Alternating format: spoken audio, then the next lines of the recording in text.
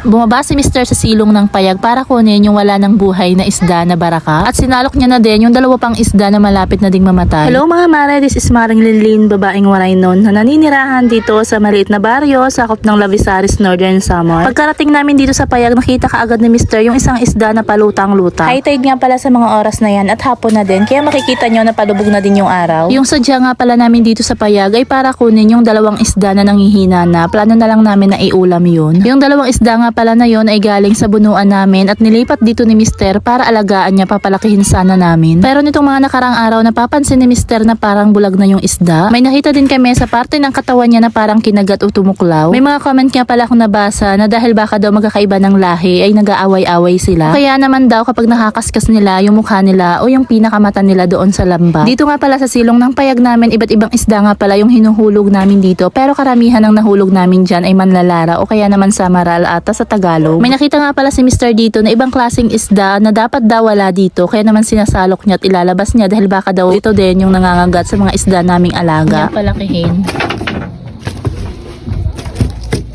Sagutin ko nga pala itong comment na baka daw nagdadamot lang ako sa mga pumupunta dito sa payag. Etong comment niya pala ay sa video ko nung nilagyan namin ng lambat itong palibot ng balkonahe. Hindi ko alam kung tinapos niya yung video ko na yon dahil sinabi ko naman doon na kapag wala kami dito, may mga pumupunta dito na mga bata, tumatawid sila, lumalangoy sila kahit na napakalalim. Wala kami dito sa payag ng 24 hours kaya para sa akin delikado sa kanila na walang tumitingin-tingin sa mga bata kapag nandito sila lumalangoy-langoy o kaya naman tumatalon-talon. Etong balkonahe kasi talaga yung sinasadya nila dito dahil maganda tumalon dito dahil napakalalim ng dagat. Lalo na kapag ganitong high tide dahil napakadaming naliligo dyan sa pantalan tas ganito tatawid sila papunta dito.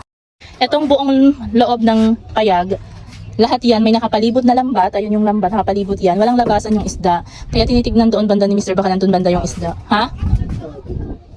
Ano? Maluya na?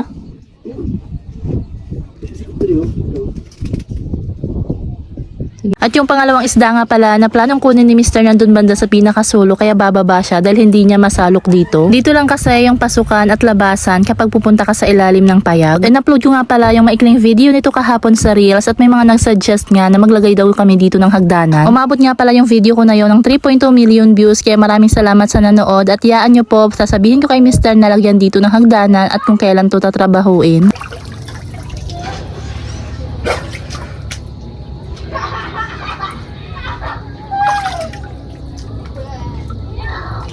At dahil mahina na din yung isda, kaya mabilis niya lang na nakuha o nasalok.